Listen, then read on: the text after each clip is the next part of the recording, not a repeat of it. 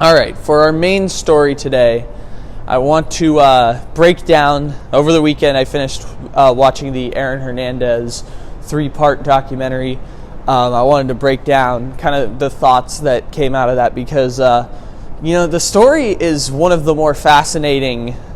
It's in most people who are watching this remember the whole saga going down with some pretty intricate detail, just because it was only about 7 years ago now. So a lot of people can remember everything that went on through this saga, and it's unique because, one, we're talking about a present NFL player, a player playing at the time, turned sociopathic murderer. Obviously, even in the documentary, they had to allude to O.J. Simpson at times, but we'd never seen a popular player, a player who had not just played in the NFL, had thrived in the NFL. We had never seen something like this where he just goes full-blown sociopath and kills a bunch of people, but also the fact that he did it while being a polarizing figure. So what it means is that Aaron Hernandez, the story itself, captured the nation's attention when it happened, because the idea of, this guy has the potential to walk out of jail free. And I think we were all fascinated by that. And it felt like the media was being irresponsible through all that. And the story, the Patriots handled it with as much grace and dignity as one could, given the situation.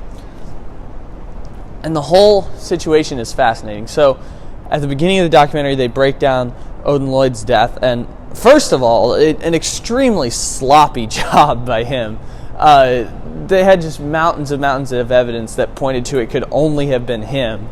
First of all, the only person Odin Lloyd knew in all of Attleboro was Aaron Hernandez. 2, he left, I forgot what it was, a blunt or something.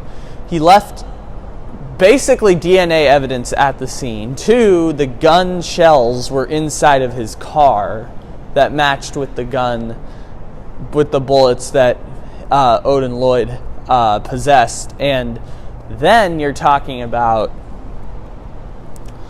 for the next, what is it?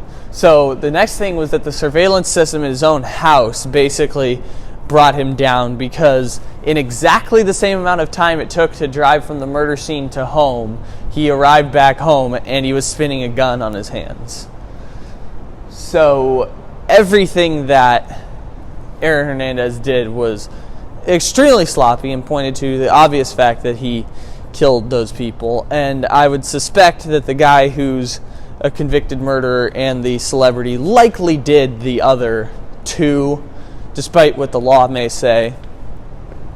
And Alexander Bradley seems very believable, only because the dude got shot,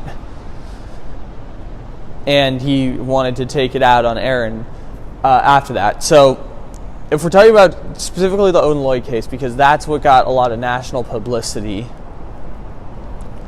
when that went down, and I remember that day that outside the lines had him coming out of his house in the backdoor handcuffs underneath the shirt.